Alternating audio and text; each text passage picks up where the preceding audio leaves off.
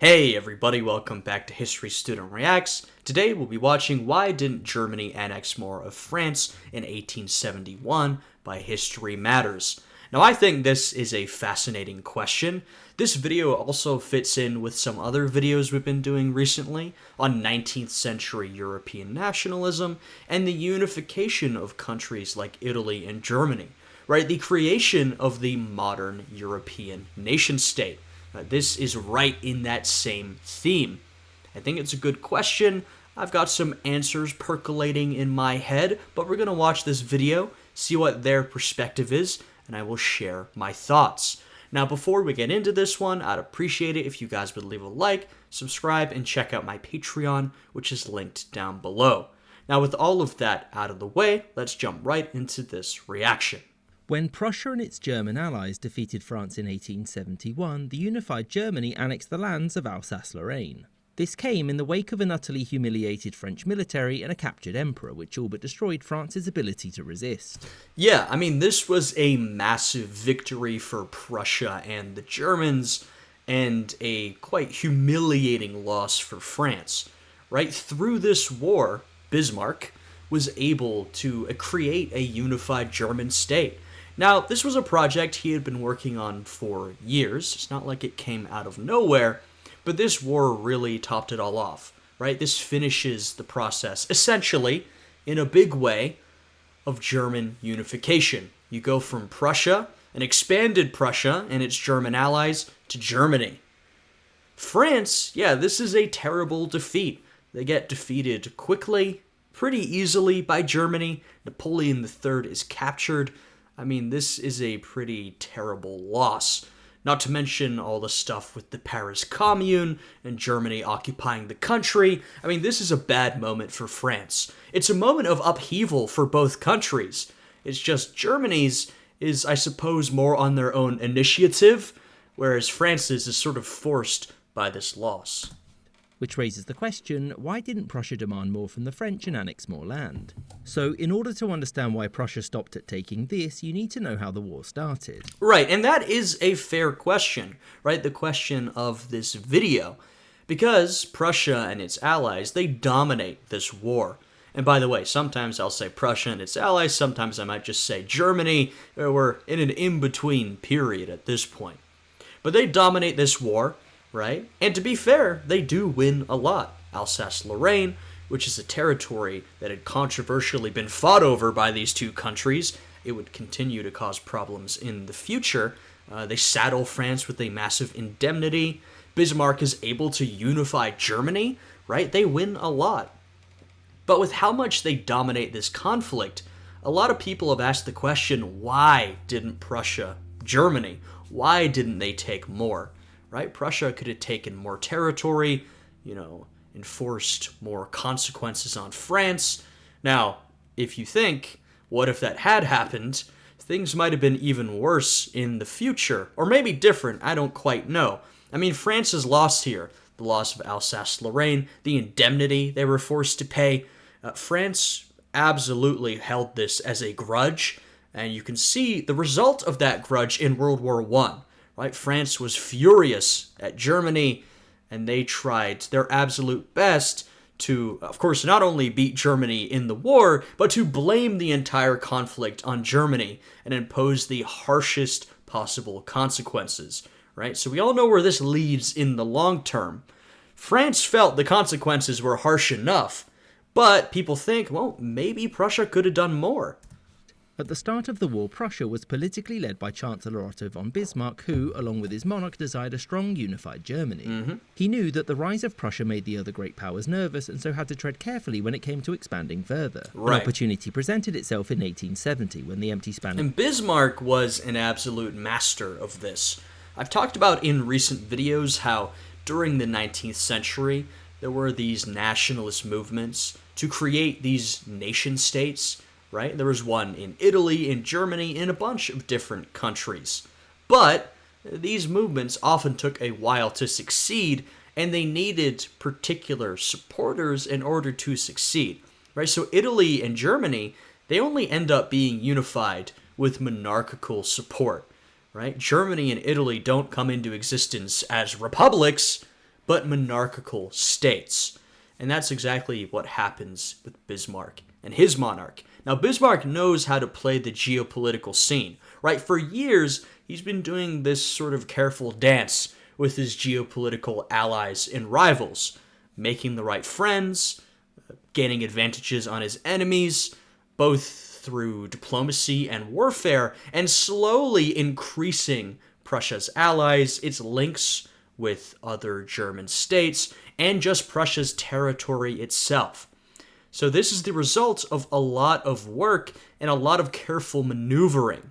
The Spanish throne was offered to Prince Leopold of the House of Hohenzollern, Prussia's royal dynasty. The French were afraid of a Prussian-Spanish alliance and so demanded that he reject it, which he very quickly did and was always going to do. The French then demanded that the Prussian King Wilhelm agree to never allow anyone in his family to consider ruling Spain again, which he declined. Bismarck then published a heavily edited account of this meeting, which made it look like France demanded control of all affairs affecting German royals or threatened war, and that in response Wilhelm casually dismissed them and insulted their ambassador. Yeah, Bismarck pulls a masterclass, and he has this interaction represented in a way that will infuriate the Germans when they read it in their newspapers, their media.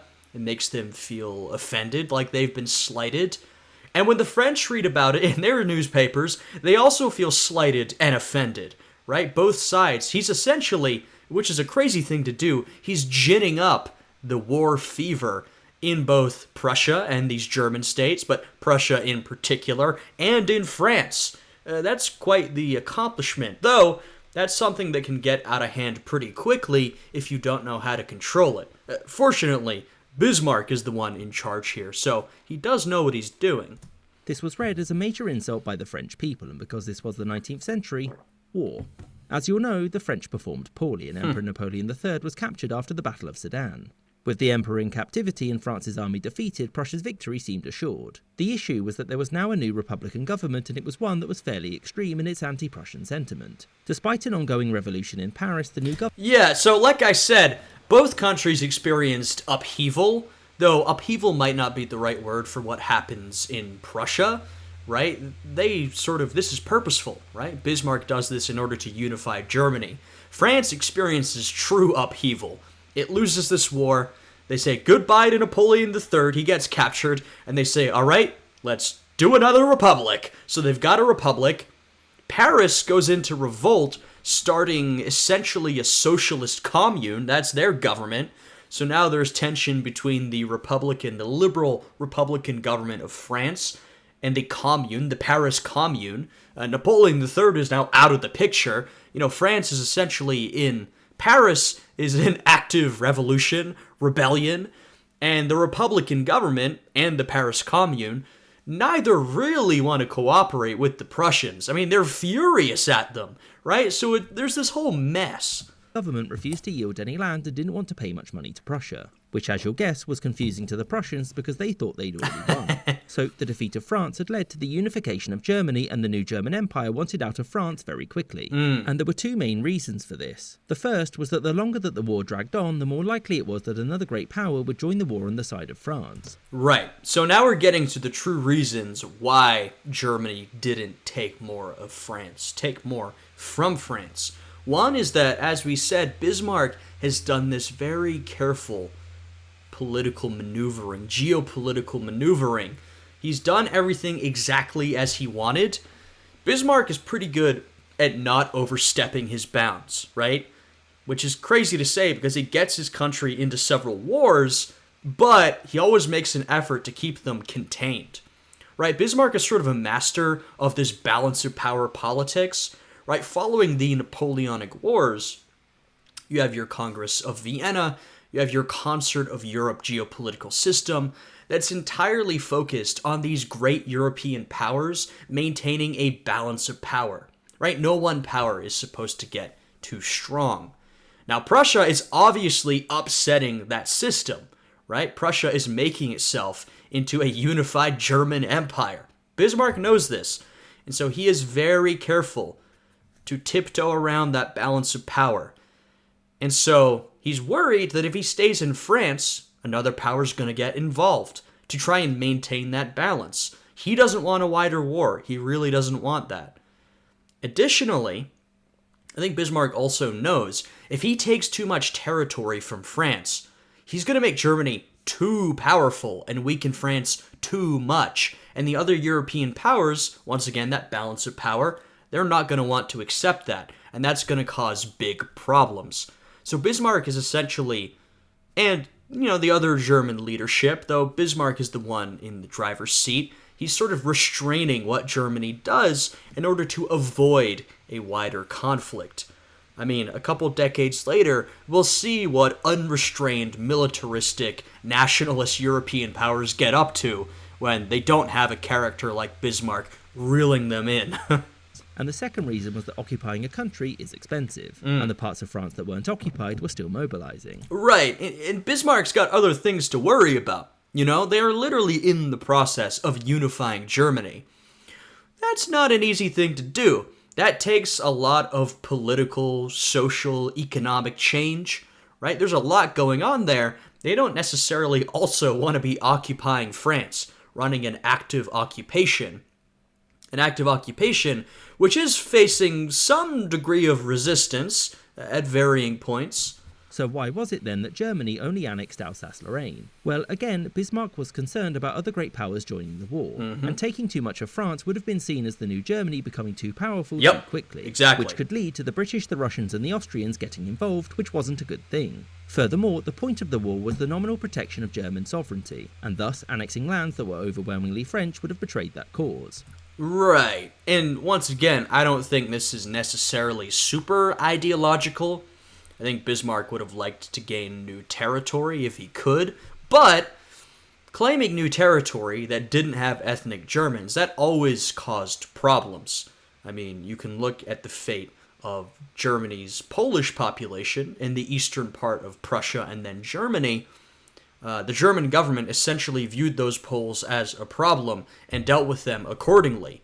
Late 1800s into 1900s, there was a lot of action taken against these Poles to try and deport them, or to try and crush their culture, their civilization, So Bismarck knows if he brings a bunch of French people in, that's going to be a problem.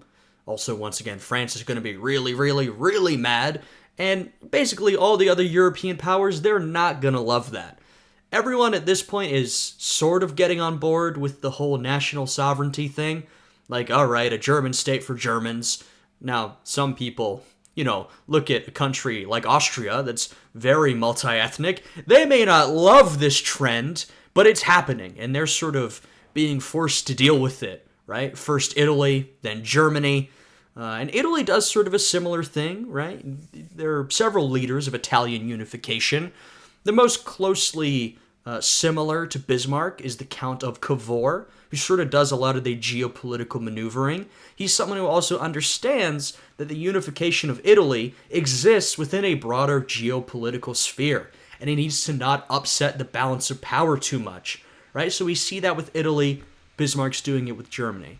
And also, Germany's demands were actually seen as being extremely harsh by other nations. Yeah, they were. Alsace-Lorraine was maybe acceptable. Like I said, France was extremely angry, and they would impose that anger on Germany during and after the First World War. But even Bismarck believed that taking it would likely guarantee a future war with France. He wasn't wrong. Yep. Another factor was the indemnity that France agreed to pay. The agreed price was about a quarter of the French annual budget, and until it was paid, the Germans would occupy this land. For Bismarck and Wilhelm, this was enough, because they thought it would take... Once again, doesn't this sound pretty familiar to what France then does to Germany after World War I? Right? They're going back and forth. France 5 years to pay it off and would cripple France's finances for the next 30 years. And whilst they were paying it, Germany could keep a very close eye on Paris. The French agreed to pay such a large amount because getting German soldiers out of France was important. I will say, I think one of the other things, and this was maybe a smaller consideration, but you look at the political situation that France was in. Like I said, they had this whole mess where Napoleon III was captured, they had this Republican government, Paris was in revolt. Think of the people running the German Empire, Wilhelm and Bismarck. These are conservatives. Bismarck is a more pragmatic conservative, but these are conservative monarchists. I think they were also concerned that France was going to become some sort of socialist republic if they kept pushing too hard. And, I mean, they threatened the Paris Commune, right? These German occupiers, these Prussian occupiers, threatened them a lot. They were like, we're going to absolutely destroy you if you keep this up. Though I don't know if they'd want to commit to that whole process. And I think, like I said, they might have been worried if they kept pushing France, the whole government might topple over and the whole country might enter into revolution. Or, like I said, become some type of socialist government, in which case Bismarck felt he'd have a much bigger problem on his hands. To pay such a large amount because getting German soldiers out of France was important. The debt was soon paid off in 1873. And so with that, instead of crippling France for decades, Germany had in fact just made a fierce rival, one which wanted its lands back. Yep. Thank you for watching, with a special thanks to my patrons, James Bisonet, Sky Chappelle. Alright, and thanks to my patrons, by the way. That was a good one. A short one, as the History Matters videos always are. But I just saw this one in my subscription feed, and I was like, oh, it's kind of relevant to some of the stuff we've been talking about lately. Nationalism, the creation of these modern nation states, and so I thought it would be an interesting one to cover. Right? It interfaces well with that Johnny Harris video we watched, and the Garibaldi series that we just started, so some interesting stuff here. I think it's a fair question to ask, the title of the video, and I think it was fairly answered in this video. So yeah, some interesting stuff. If you guys enjoyed this one, I'd appreciate it if you'd leave a like, subscribe, and check out my Patreon, which is linked down below. With all that out of the way, I hope you guys are all having a good day today, and I'll see you all again next time. Goodbye.